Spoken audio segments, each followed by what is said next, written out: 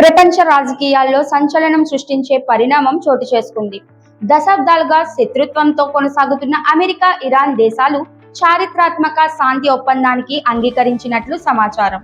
America అధ్యక్షుడు Donald Trump, Iran అధ్యక్షుడు Masoud Pezeshkian 14 సూత్రాలతో రూపొందించిన ఒప్పందంపై సంతకాలు చేసినట్లు వెల్లడైంది. ఫ్రాన్స్లోని వర్సై ప్యాలెస్ లో జరిగిన కార్యక్రమంలో ఈ ఒప్పందం అధికారిక రూపం దాల్చినట్లు తెలుస్తోంది.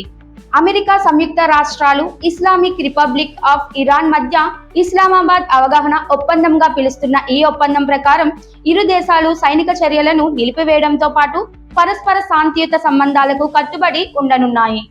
అలాగే లెబనాన్ సహా ప్రాంతీయ దేశాల సార్వభౌమత్వానికి గౌరవించినట్లు పేర్కొన్నారు. ఈ ఒప్పందంలోని కీలక అంశాల్లో హోర్ముజ్ జలసంధి పునః ప్రారంభం ఒకటి.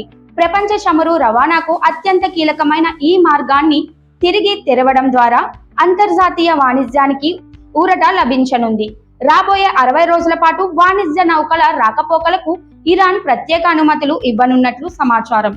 అంతేకాకుండా యుద్ధ ప్రభావంతో దెబ్బతిన్న ఇరాన్ ఆర్థిక వ్యవస్థ పునర్నిర్మాణానికి అమెరికా మరియు దాని మిత్ర దేశాలు కలిసి $300 బిలియన్ ఆర్థిక సహాయం ప్యాకేజీని అందించనున్నట్లు తెలుస్తోంది.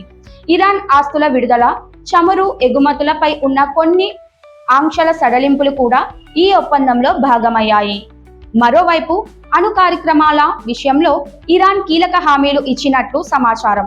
ఆణ్వ యుద్ధాల తయారీ లేదా నిల్వలను చేపట్టబోమని ప్రకటించడంతో పాటు సుసంపన్న యురేనియం నిల్వలను అంతర్జాతీయ అణుశక్తి సంస్థ పర్యవేక్షణలో నిర్వీర్యం చేసేందుకు అంగీకరించినట్లు వెల్లడైంది.